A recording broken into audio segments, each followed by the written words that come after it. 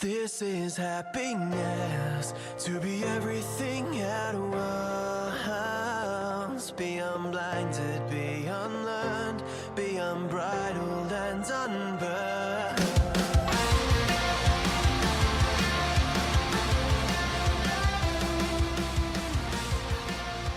Hey everyone, welcome back to a brand new episode of Mood Prep. My name is Dave Nixon and we're going to talk a little bit about risk today.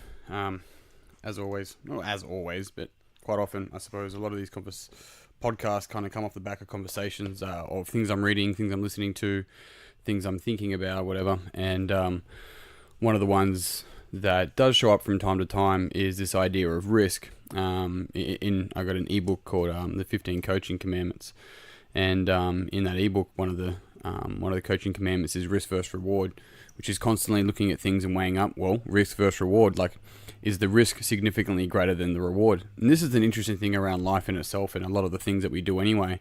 And why we're scared to do many things is because the reward in a lot of things is fulfillment, joy, fantasy, whatever it may be. But the risk may be death. Like, the risk is so, definitively higher than the reward in many things, and this is why we can often be, especially if we build that picture up in our mind, really adverse to taking risks. The thing about this though is that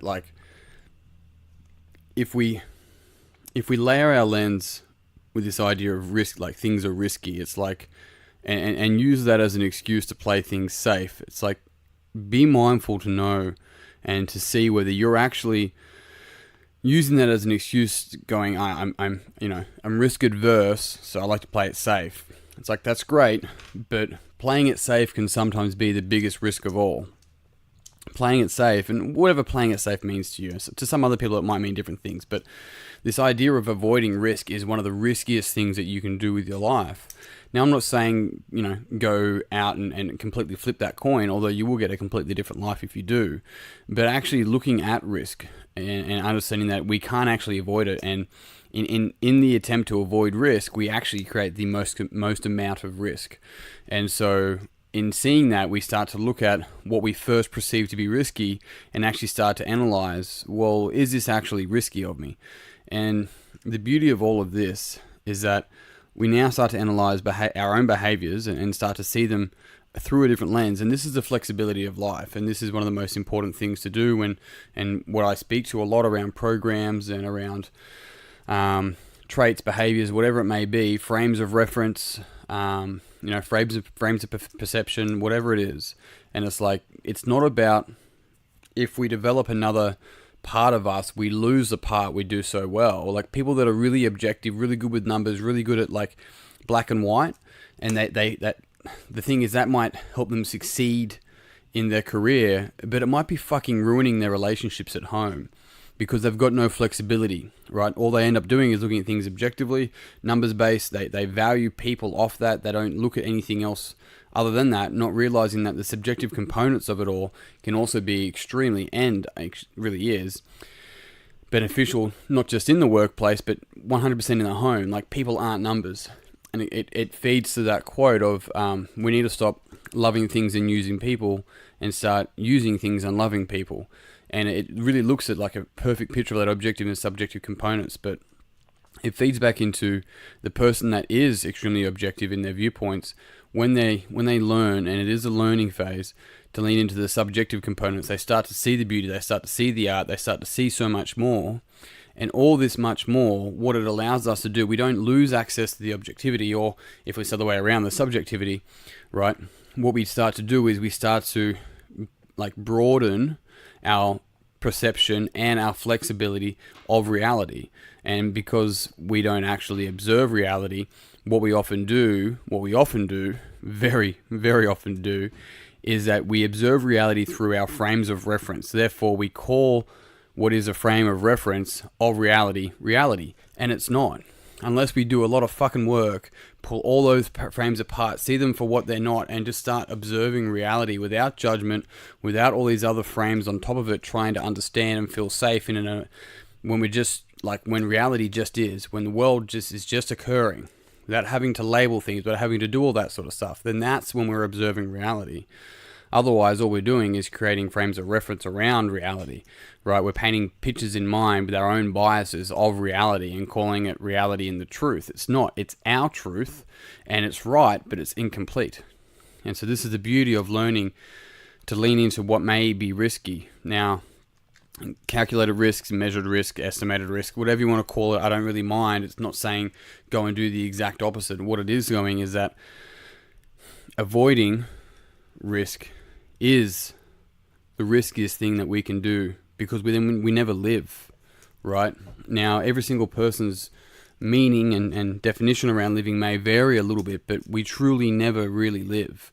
And that's one of the most painful and difficult things upon reflection. And I'm not sure who it was, one of the Roosevelts maybe, but they talked about how, it might have actually been the author, J.K. Rowling, could have been her, I'm not too sure. But either way, it was looking at this idea of like the avoiding failure and never taking a risk is failing by default, because you never put yourself in a position to really be stretched, to really grow, to really develop, to really be pulled apart.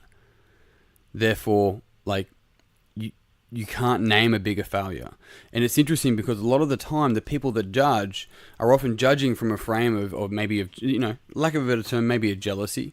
Maybe it's some other sort of, thing going on, some other mortal sin, if you want to call it that. But what's happening is that a lot of the time it's because it's what they may want to do, right? People that are doing what they want to do, that they don't care. They're observing, like the person's having a crack, good on them, right? They don't have the jealousy and the judgment on top of it. There's none of that, because they're focused on doing what they need to do in order to do the things that they want to do, which is kind of like enjoying the process anyway, because that's all there ever is. All there ever is a process. There's no finish line, and then then it's it. That's, you're successful now.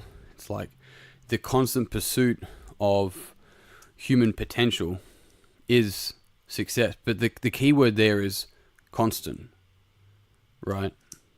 The constant unraveling, the constant pursuit, the constant unpacking. That's where success is. And it's risky. It's really fucking risky not to go deeper into your mind, into the subjectiveness, into really developing this deeper understanding of what makes you tick. Why you like what you like, why you're motivated by what you're motivated by, why you keep on doing things that you don't like. All of this stuff. It's like, it's risky not to, because it ends up owning you. And this is the difference. You hear me say it a lot on here. It's like, have values, just don't be had by them, right? Have beliefs, just don't be had by them, right? And have all this stuff, just don't be had by it. Because what happens is that it becomes your frame of reference. You can't see anything else. And when you can't see anything else, you have this really limited view on reality. And that is, by large, extremely fucking risky. So if there's anything to take from this, and I've said it a couple of times already, is that just remember, the most riskiest thing you can do is avoid taking risks. So yes, go talk to that girl, go talk to that guy, ask them out for a date, maybe old school style, maybe not a fucking Tinder style, maybe go for a job that you don't think you can get, maybe, start to actually blog on the side without worrying about whether people are going to read it or not. Just do it because it feels like the right thing to do, rather than always needing to externally reference whether people are going to like it or not. And this is the same thing. And if you ever had coffee or a drink with me or a conversation with me and you're like, does that make sense? My first question back is, does it make sense to you? Like, if it does, yes, then that's what matters more than whether it makes sense to me. Doesn't mean you shouldn't concern yourself with that. I'm not saying either way. What I'm saying is that lean into the things that you deem to be risky, because your potential is on the other side of your fear. Team, that's it. I'm done. If you found this podcast beneficial, it would mean the world to me if you'd pass it on to someone else that you think would also find it beneficial. If you haven't already, jump on Facebook, go to Mood Prep Online, join the group, join the conversation there. Otherwise, team, I'm out. Thank you very much for tuning in. Until tomorrow, peace and pizza, kick today in the dick, slay the dragon. I'll see you soon. To be everything at once, be unblinded, be unlearned, be unbridled and unburned.